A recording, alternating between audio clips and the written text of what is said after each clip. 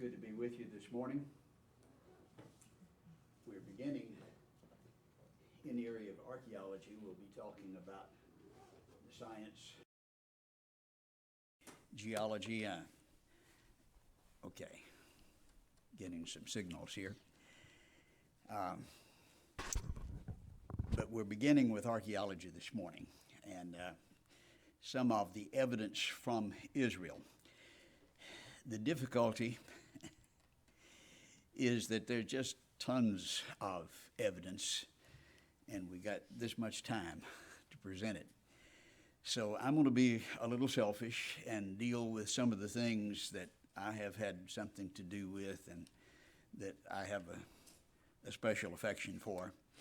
And so you're not getting to see a lot of other stuff that is very faith strengthening. Now, this is just a small portion. Now, I'm not seeing here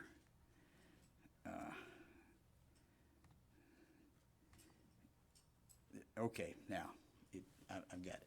All right, it's going to sleep. Is that a challenge? I don't know how to stop that. We all have technology issues. We're going to talk about the evidence from Israel, and we want to begin with the altar of Joshua, which everybody's heard about. Probably not. It has been in the news just in the last few weeks, but it's a discovery that was made in the last 10 years. And most of what we're looking at is recent information. This is a picture of the altar, not that impressive, but if you remember when the Israelites crossed the Jordan, they were to go up to the area of Mount Ebal and Mount Gerizim. And you see those two mountains here on the map. One of the misconceptions that we have, especially if you're over from Texas, you got wide open spaces. Arkansas is pretty close. Israel is not like that. We're looking at maybe a half mile or less between these two mountains. And we would think that's much more distant. It's a very small country. And our perception usually is a little different. Looking at it from the air, we see two mountains here in this view. Shechem is in between. That's where Jacob's well was. Looking at it from a view as it appears today, we see the two mountains across from each other.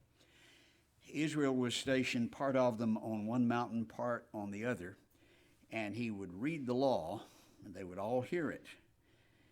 From one mountain to the other, speak back and forth. The ones on Mount Gerizim would read the curses, that is, the blessings. The ones on Mount Ebal would read the curses. Here's what's going to happen if you don't obey. Here's what's going to happen if you do obey. In Deuteronomy 27, we read about that. The same day, Moses charged the people as follows: when you've crossed over the Jordan, you shall stand on Mount Gerizim for the blessing of the people. And here are the wonderful blessings if you do what he says. And then the others, Levi, Judah, the other half, would stand on Mount Ebal for the curse. And that's where the altar was, to take care of the sins, the curses. Just in the last week, it was announced. We found it a good while earlier. It doesn't look that impressive, but this is a lead tablet, and it's folded over. But this was placed there at the altar as a part of the ceremony. And it's kind of hard to read through the lead, but we were able to do that with a special technology developed actually over in Europe. And it speaks of the curses, and I accept the curses is basically the idea. I know, I understand this is what's going to happen to me if I don't do what God says. And they fold it over, and that seals the deal, and it's placed there at the altar. Now, we had looked for the altar and not found it, especially up on top, and it's not there. But then we found Adam Zertal, who is an unbeliever, doing a survey. He's head of the Archaeology Department at the University of Haifa, a survey of the area, and he comes across this structure. What in the world is this? Well, Deuteronomy 27 says, when you shall set up these stones, I'm commanding you on Mount Ebal, and you'll cover them with plaster. Of course, the plaster would not have lasted for thousands of years, but it would look something like that. Adam Zertal was brought up in the atheistic view and taught that. Abraham was like Zeus, and David like Mercury, and here's all of the fictitious people that you read about in the Old Testament. And then he comes across this altar there on Mount Ebal, just like the Bible says it should be. And he doesn't know what to think about that. He reports it in the journals, and he gets lots of ridicule. Lawrence Stagger, professor of archaeology of Israel at Harvard, responded and says, if a sacrificial altar stood on Mount Ebal, its impact on our research is revolutionary. All of us have to go back to kindergarten. Well, if he's teaching that Abraham is like Zeus, this fictitious god, then yep, he's going to have to back up because the story is real. So he continues to look at this. What could it be? Well, maybe it's a farmhouse. Others said it's a watchtower. Well, it's short and squatty. It's not a very good watchtower. It's got no windows and no doors. It wouldn't make a very good farmhouse. And so we continued to excavate, and I had a part in that. It's in the area controlled by Hamas up in Galilee, and we had to use the bulletproof buses. We were escorted by the military vehicles, and it's not a safe area. But standing beside that and understanding that this is where Joshua stood and read the law to the people, and they accepted the concept of the blessings and curses if they obeyed or disobeyed, is pretty amazing. And one of the things that really troubled me, how do you hear, now this scene is with a wide angle lens, it's kind of accentuating the distance, but you could tell from the previous pictures it's not real close. How do you stand on one and hear on the other? And so we sent a crew over to the other side. Dr. Dye was one of the fellows working with us, has his doctorate from UCLA, University of California, in archaeology. And we shouted out, Dr. Dye, can you hear us? He said, yeah, I can hear you. It just almost in a whisper. It was a perfect amphitheater, and it would just make chills go up and down your spine. Wow, that's amazing that would happen. Looking at it from the air, you see the complex that was revealed with the excavation, restored to look something like this. Of course, the outline or the skeleton is shown here. We had interestingly seen a comparison from a restoration of the temple altar just published a few months ago, and wow, that's exactly what we see here if we put plaster on it and cover it, or certainly very close. He said, you shall make an altar for me not of cut stones. And so they knew how to cut stones, and we see the temple stones were cut so perfectly they fit together without the sound of the axe. You recall that is an amazing capability that we've been able to see. And you'll not go up by steps, he said. Well, the altars of all of the Palestinians, when they built altars. They had steps and they had cut stones. That's not what you do when you build this altar.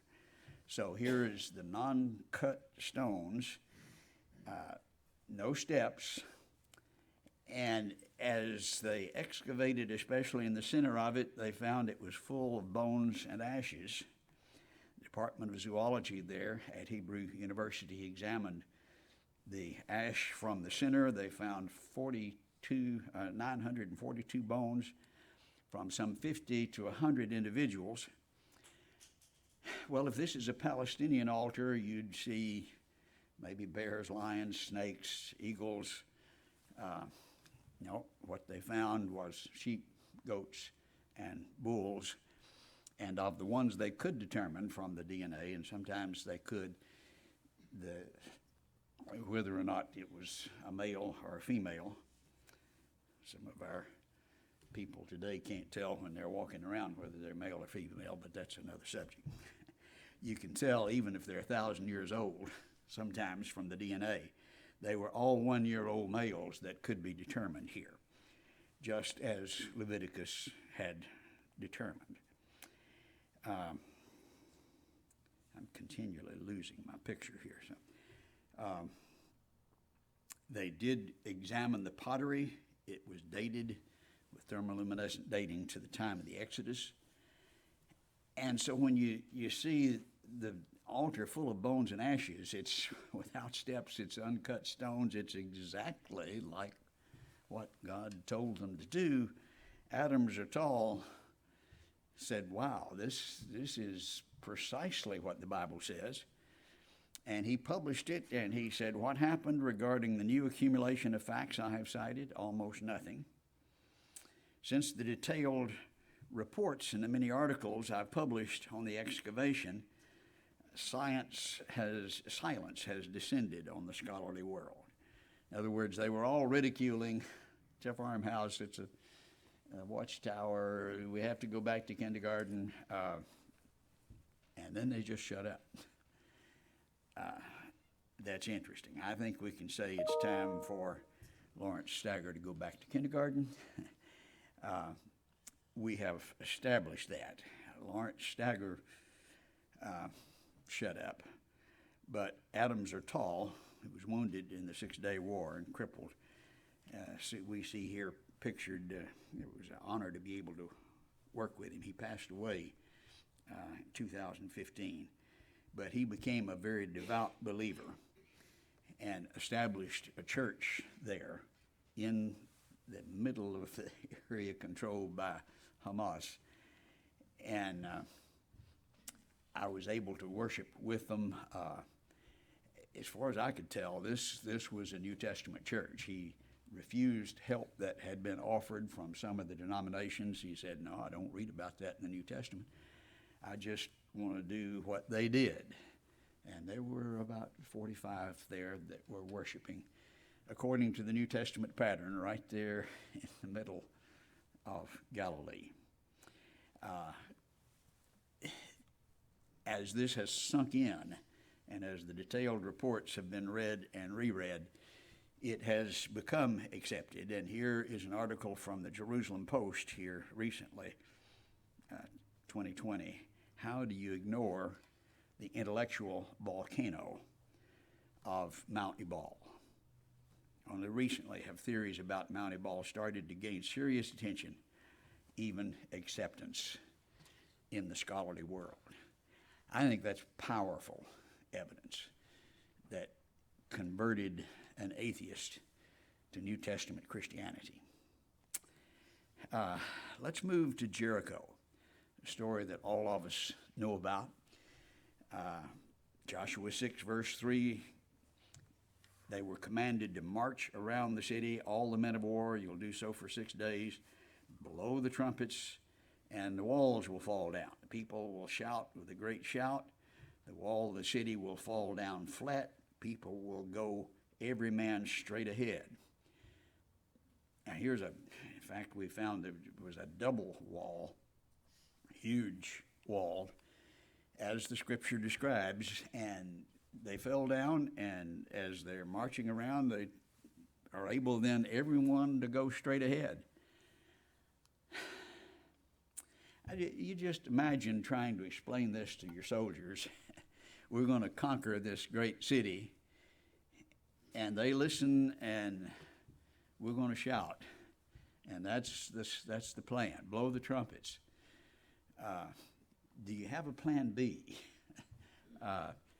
This is not the kind of plan that the military would normally come up with. And of course, there was reason for that. They needed to know it wasn't because of their power or their ingenuity, their plans. We go there today. The modern city of Jericho looks like this, and you can see in the background the tell. This is the mound where the ancient city was. You see from above where there have been a number of excavations. There's been a parade of scholars. Karl Watzberg actually concluded this was the wrong one, and Garstang refuted all of that and provided tremendous evidence that it was exactly the time of Joshua. And then came Kathleen Kenyon from Oxford. She decided it was much earlier. This wasn't the biblical Jericho, and the reason was the Cypriot pottery was missing, the pottery from Cyprus. This was well known and should have been traded and was there. I'm having challenges with my computer, and the screen just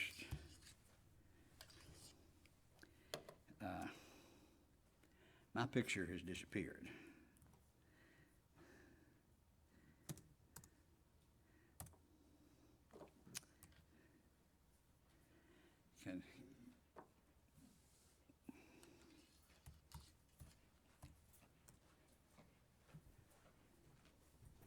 Wait a minute, it's wanting my password.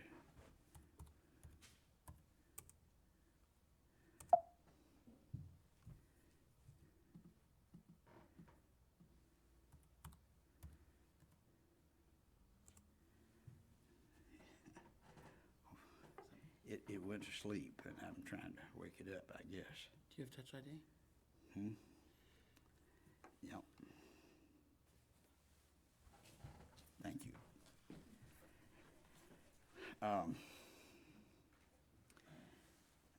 The pottery from Cyprus should have been there, and she says it wasn't. Therefore, that proves it's not Joshua's Jericho.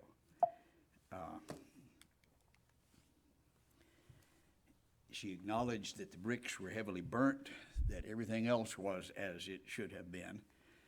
In 2000, Bryant Wood, University of Toronto, investigated and found the Cypriot pottery right where it should have been. She was digging in the poor part of the city. He found that this was the good stuff, the excellent pottery, and we do have examples of it in our museum there in Little Rock. Some of you may want to come to see.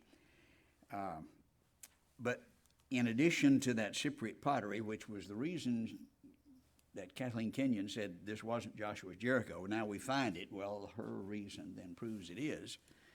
We found a continuous, unbroken series of these scarabs. These are the little stamps they use to sign their papers, the important documents.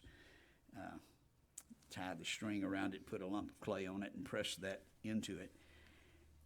And it was a continuous series right up to the time of the conquest, and then it stopped. Now that's just almost too good to be true in archaeology. You don't find stamped dated material normally. He found silos full of grain. We're told in Joshua 3, this was the days of harvest. But when a city is conquered, grain is a commodity. They're going to take it. No, they were told not to take anything from Jericho, weren't they? And the silos were full. He found the fallen brick just exactly as they were supposed to be all the way around, all fallen outward. Showed the diagram like this, but that mud brick wall, the upper wall, had fallen and formed the ramp all the way around the mound so that the Israelites all the way around could just march straight forward and go up just as the text had described.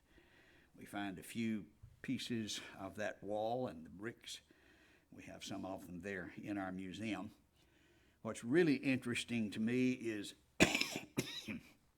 part of what was found by Garstang back in the early 1900s.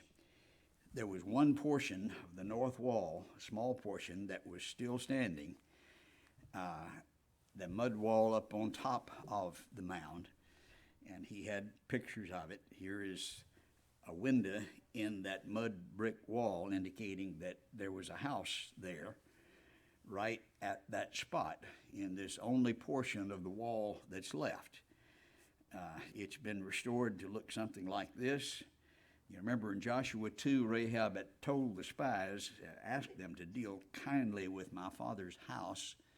You might think that may be family, but the same word is then 3 verses later, verse 5, her house was on the city wall, and that house appears to have remained. And here's the window of the house that was built into the wall that still is there. I think I know who lived there. And that's all that's left. Wow. If that doesn't boggle your mind, it's hard to boggle. The evidence from the stones then in the introduction of our lesson involves Joshua's altar, the fallen walls of Jericho, and I think Rahab's house that's still standing. I want to focus in the time that remains on the city of David, where I've done most of my work. I was the director of that area. We think of Bethlehem, the city of David, and it's sometimes 2 times referred to that way, but most of the time it's referring to Jerusalem. David lived in the stronghold called the city of David. David became greater and greater. And Hiram, the king of Phoenicia, with carpenters, stonemasons, built a house for David, and that's, of course, in Jerusalem. So let's look at the evidence for that. It's been controversial. Kathleen Kenyon went there and said there was nothing there. Everybody can go home. I've looked. Well, fortunately, they didn't listen.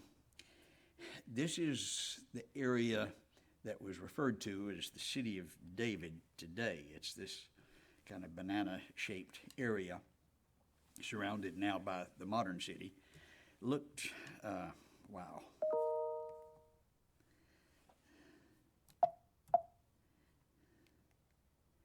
Something like this when David arrived. And we notice the irrigation coming out of the walls. It comes through shafts that led up into it, but the walls provided a fortification, and the water shaft provided entrance for David and his people.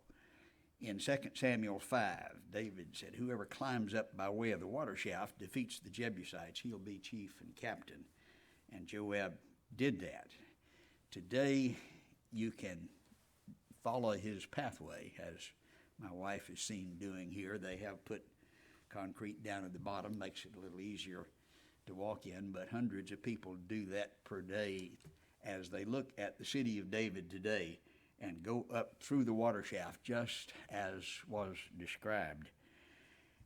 The water came from the Gihon Spring, which was the only source of water, a very prolific spring. And we see the steps going down to it here because that's the rubble and the ruin left first by the Babylonians, then by the Romans that piled up material with the destruction of Jerusalem. But going down then to that original area, you find the spring. Looking back in the opposite direction, standing on the steps, you see the area where the spring has come forth, but there's a notch over here that doesn't look very natural, does it? That was done by Hazakaya. They were still using that spring as the source of water, and the water shafts still went out to the fields to water. And here comes Sennacherib. He had taken the 10 northern tribes, the Assyrian king, and they're gone. And now he's coming after Jerusalem. So Hezekiah has got to do something about that. So he reroutes the water with a tunnel that is described in 2 Kings 20. The pool, the conduit, brought water into the city, and this tunnel was 1,750 feet long. You see the blue line there, back to the west side of the city. Now you can walk in that tunnel as well. It's not as commodious, and you get a little wet when you go into it. As you get down toward the end of it, you see this hole in the wall where an area has been cut out. That was an inscription that was put there by Hazakaya that described the building of that tunnel. Sennacherib was coming, and they did that in order to provide protection. That is not there anymore. It's been cut out, and of all places, it's in the museum in Turkey, in Istanbul. But it is there displayed so that you can read what it says. This is how the penetration took place. The diggers started on either end. They met in the middle, and then it started from the pool, went all the way down to the end, which was at the pool of Siloam, down at the lower part of the city. We see the blue line here leading to that. Well, it leads to this little pool today, and so that was assumed that that was the pool of Siloam. But this is where the people would come to purify themselves, basically baptized as they went up to the temple before they could go to the temple. Well, there's just not that much room there. There's thousands of people coming in. Turned out that wasn't the pool. That was an access for the gaining water for the people. The pool was different. But we see that blue line coming down through the city of David to that small pool, but then that green area here is one that looked pretty obvious, but it's full of trees. We wanted to excavate there. They wouldn't allow it. Eli Sukron, who's now the director of Archaeology for the city of David that we worked with, really was trying to get permits. They wouldn't. It was controlled by the Anglican Church. They didn't want to disturb their fig trees and their pomegranate trees. But as you see right under this big green arrow, there's a road, and it covered up a sewer pipe, and it broke in 2004. And so they decided to dig there and to look at the, well, Eli Sukron says you need some help with that digging. So we excavated and sure enough uncovered the beginnings of that pool, a huge 2-acre pool where you could baptize 3,000 people in one afternoon. Here's the edge of it. But we had the privilege of helping to excavate there, and of course it was full of the rubble and ruin from the destruction of Jerusalem. Here's my wife helping us as we're screening that material. It continued, and we still have not been able to excavate the whole thing. You can still see that sewer pipe. Still don't have a permit to excavate there, but we're repairing the daylights out of that sewer pipe and have been since 2004. Eli Sukron says this is the way it looked initially. He's done shafts that can determine exactly the dimensions. This is where Jesus healed the blind man, you recall. Go to the pool of Siloam. And maybe there's a little bit more than you thought about. The blind man had never been to the temple before. You have to go wash in the pool and cleanse yourself before you can go to the temple. The blind man couldn't, because blind were not allowed. But go wash in the pool and you come up seeing now for the first time in his life. He could go to the temple having been healed. But the question was, all right, that blue line, the tunnel went to the little bitty pool where the old one is indicated here. And we're seeing this new one, and what we found was that that little one was just a way station. The tunnel continued between the two, and this is my son and Dr. Dye, who for the first time had just come out all muddy, having cleared that tunnel, and the water flowed on to that larger pool the first time in 2,000 years.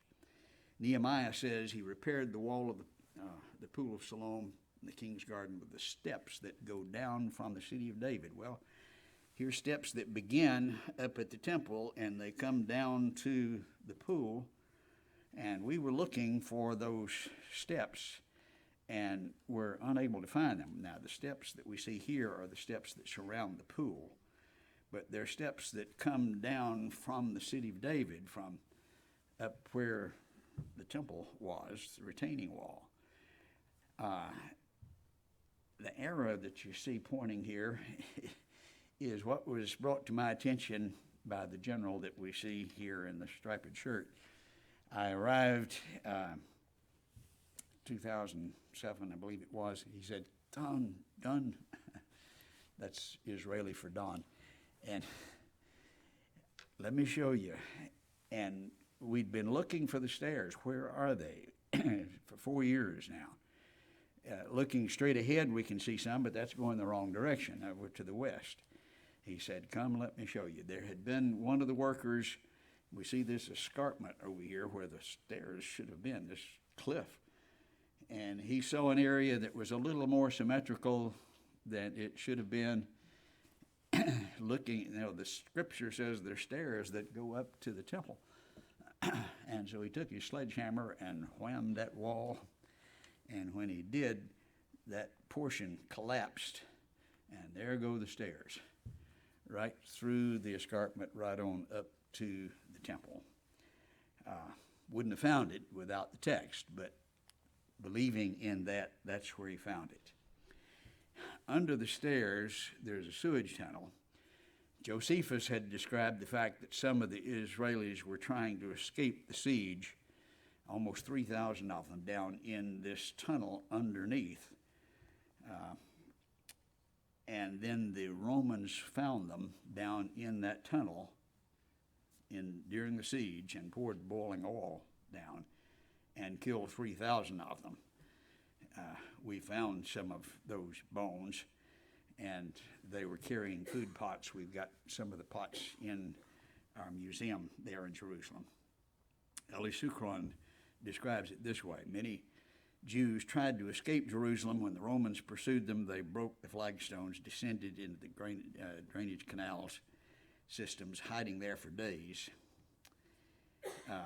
as was described by Flavius Josephus. And we found the cooking vessels and the pots with remnants of food inside. But that's the picture that is described both historically and scripturally that was confirmed archaeologically. I think that's exciting. When I walked through that door and saw the stairs going up, I said, wow, it's what we'd been looking for 4 years. It should have been there, and sure enough, there it is. Another discovery was made in 2005, King David's palace. Now, Kathleen Kenyon said there's no evidence of the city of David here. Well, here's the palace of David, announced here of all places in the New York Times. 2 Samuel 5 says King Hiram from Tyre sent messengers to David. They built a house for David, and the New York Times is announcing that. Alat Mazar of Hebrew University, one of the good guys, she has just passed away in the last couple of months, unfortunately. Her grandfather was the one that uncovered the steps coming down from the temple. But she's pointing to the area where it was found, and we see it highlighted here in red. Maybe you can see that. And it's a huge palace, 6 stories. We see the palace, we see the plaster on the walls, where indicating that the stones that we're looking at are just the outline, the skeleton. Pottery dated from the 10th century BC, exactly when David was ruling. And we had the privilege of being a part of uncovering this huge area. Notice from where I'm standing when I took that photograph, you go down the ladder, and then you go down another ladder, and you go down 6 levels till you get to the bottom. And it is huge. Elot Mazar described it this way. Archaeology, and this is her grandfather beside her, he was actually president of the Archaeological Association there in Israel, the Department of Antiquities. Archaeology is technical. You dig with a mind open to the historical sources, but anything can help. I work with the Bible in one hand and the tools of excavation in the other. Now, that's not the attitude of most of the archaeologists in Israel. They are secular, as you see in the United States, but there are more, maybe 20%, 10% here maybe, of those that do believe the Bible. Obviously she does, and has been successful because of it. One of the main clues in finding King David's palace, says Mazar, was surprisingly from the Bible itself. 2 Samuel 5:17 states that David heard about it, went down from his palace to the citadel. So we knew where the citadel was. They went down, so it must be up from there. Plus, she had found in Kathleen Kenyon's description and diggings that she had found a Phoenician pillow. I had a picture of it just a moment ago. What's a Phoenician pillow doing in Israel? Well, the king of Phoenicia built the house for David. And she just tossed it aside. She got the notes out, found out where that pillow came from, and together with 2 Samuel 17 saw where that palace ought to have been and dug, and sure enough, there it was. We see the arrow pointing to the foundation, which Kathleen Kenyon had found. This is the foundation. The material over here on the left is later, and one of the challenges in archaeology in the same spot, you've got different periods. The material built onto the foot of that foundation of the house of David, which Kathleen Kenyon didn't know,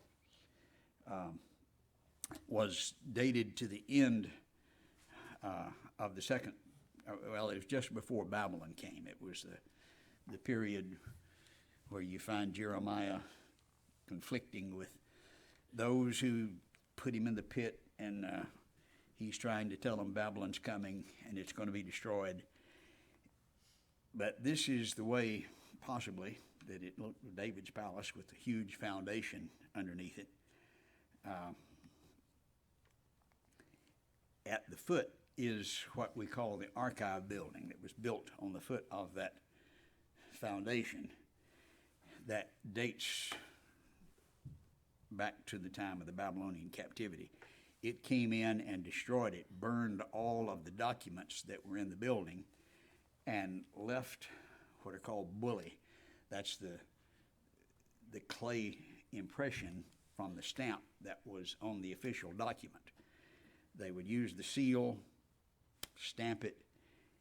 When the fire burns it up, the document disappears, but what's left then is the bully, the impression, and those are fired. And those impressions have been very interesting. There were 57 that were found in the archive building.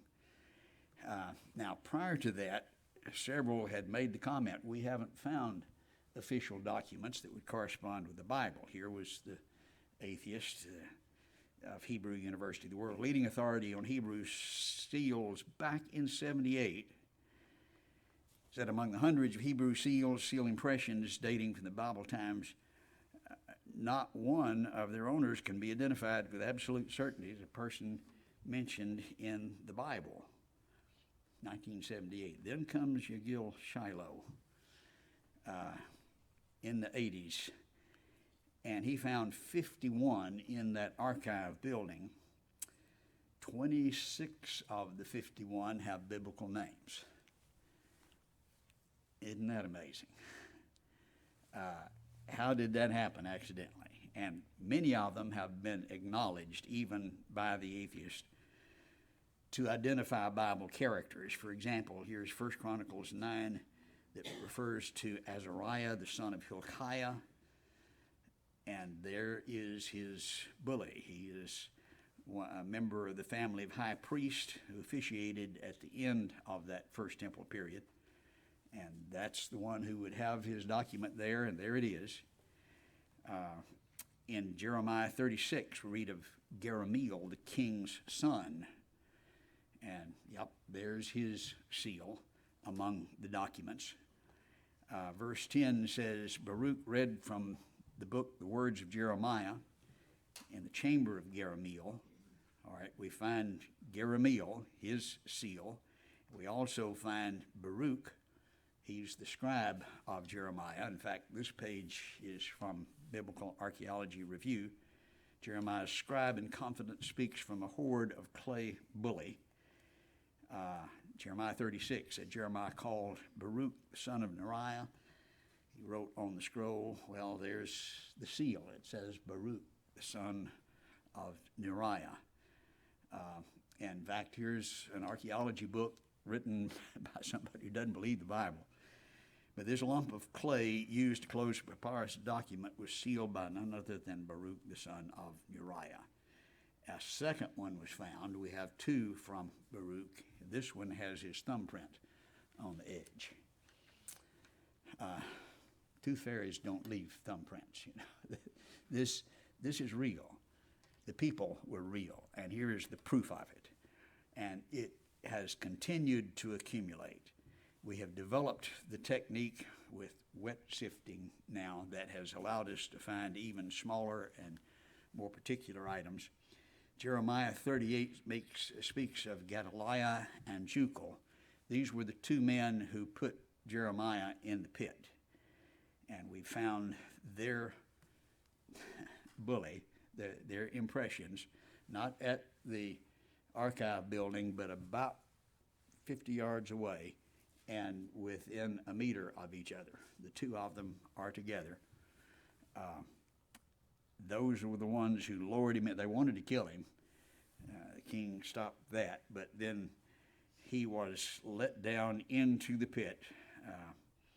Rembrandt made famous the picture. I don't think he was that dressed up in the bottom of the pit, but anyway, though, this is a real story. These are the people who put him there.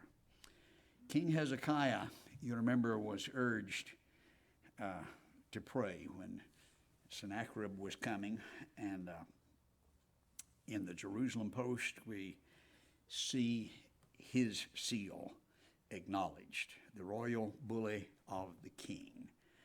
The first time we have actually found a royal bully of the king himself, Hezekiah, one of the more famous kings in the Bible, and that was found by Elat-Mazar. And I'd like for you to listen to Elat as she describes this find, and you can hear the emotion, especially toward the end, in her own words, and tell the effect that this is having.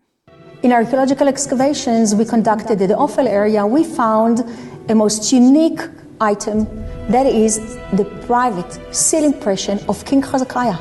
This is the first time that such an item is found ever in archaeological excavations. This is so tiny, it's just 1 centimeter, and it was found during the wet sifting. It's a system that makes it possible for such an item to be revealed, otherwise it's so easily get lost. And we can see very easily the name of King Hazakaya, the symbol that he chose to put on his seal impression, with the sun disk with wings and symbol of life on both sides of the wings. And of course, this is a seal, private seal of the king, that most likely held by the king and by nobody else. And we found it. We found it in a royal quarter. That means that we get as close as possible, tangible as ever, to King Hazakaya himself. Of course, one of the most important figures in the Bible, King Hazakaya, known from Assyrian documents. Of course, he is well known from the Bible itself. And now we get to touch him as close as we can get by the archaeological evidence that was found in the excavations themselves conducted for many years at the offel site. Top of that, right next to it, less than a meter away, we found Isaiah's bully. They're mentioned 15 times in the same verse together, Hezekiah and Isaiah. But here, and this one was somewhat damaged, but it has now been acknowledged. That's exactly what it says, Isaiah the prophet. And it was found right in that same area. See where the arrow is there, and we see a lot Mazar standing where the two were found side by side. So we summarize this evidence from the bully 51 initially found in the archive building. 26 had Bible names, including scribe of King Jehoiakim, the son of King Jehoiakim, Baruch, the scribe of Jeremiah, the two who had tried to put Jeremiah in the pit, and then Hezekiah and Isaiah. Now that's a pile of evidence. And we put that together with what we saw earlier. We didn't see all of this, but Joshua's altar, the fallen walls, Rahab's house. The city of David, we see Joab's water shaft, the Gihon Springs, the Tower of Siloam, the tunnel, the Pool of Siloam, the temple stairs, the huge foundation mentioned in the scripture, the Palace of David, the archive building, the 51 bully from the two that put him in the pit, and King Hezekiah. And that's just a pile of evidence. That is exactly what we would expect to find when the Bible is true. There is tremendous evidence from the stones of Israel, and that evidence is truly overwhelming. We're commanded, 1 Peter 1, we'll talk more about that in the lesson this morning, to make a defense to everyone who asks, a reason for the hope that's in you. One of the reasons why people shy away from that is they're not sure there is that much evidence. Well, there's plenty, and we're commanded to be ready, and hopefully we'll be even better prepared after this week. Thank you for listening this morning.